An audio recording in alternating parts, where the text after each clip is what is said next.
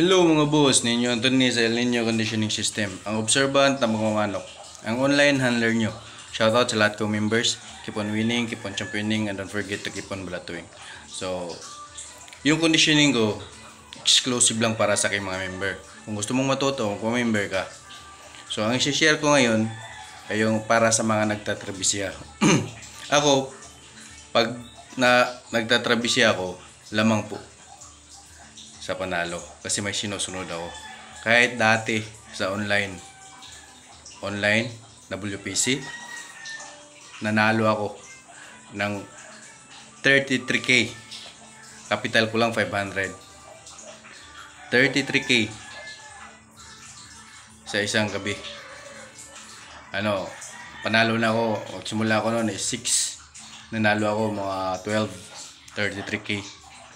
12 midnight panalo ako 33k dahil po yan sa sistema o sa pamamalahibo, kulay ng paa. So i-share ko sa inyo. So bukas kasi Sabado at Linggo madalas may laro. So lamang bukas ang mga light color na bandirado. Light color bukas at hanggang bukas na lang to ha. May changes yan every 6 hours. Bukas yung mga bandirado, kahit anong kulay na light, basta bandirado, lamang bukas. Kulay naman ang paa.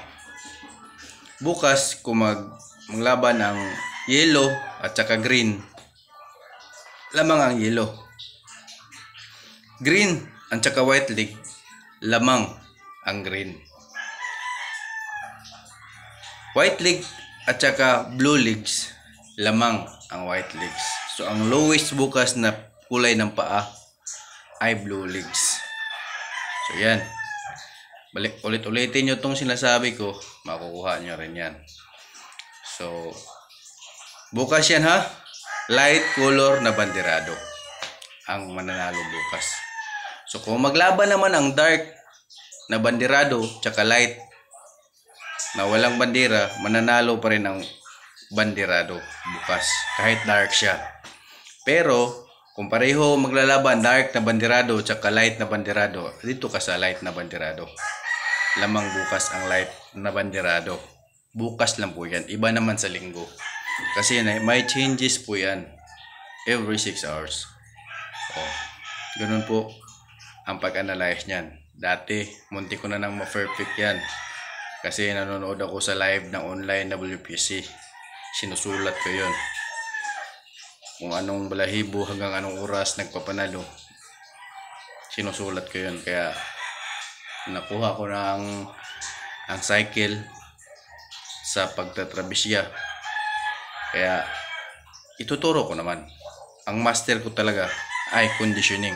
So yung conditioning ko, siyempre hindi libre yun. Magpa-member ka, 8 po yun. Ika-member mo na, kahit anong balahibo makakalaban mo, lamang ka na. Ito naman isi-share ko pamamalahibo sa mga nagtatribisya. Bukas bandirado, light color na bandirado. Tsaka yellow leg ang highest bukas, yellow leg. Kaya kung nagtatrabisya kayo, i-comment nyo pa score dyan. Sigurado lamang ka sa banalo.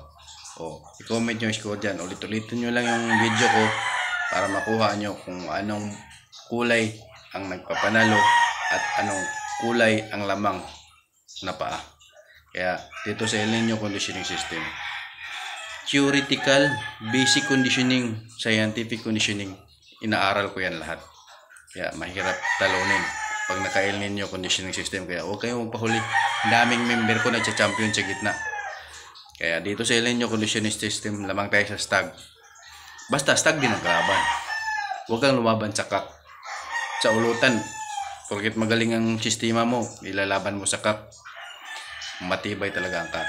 Isang pagkakamali mo lang, stag mo, may paglalagyan, bagkak ang kalaban. Kaya mas maganda, matibay ka, kak. Kung ulutan, dalhin mo kak. Salamat mga boss.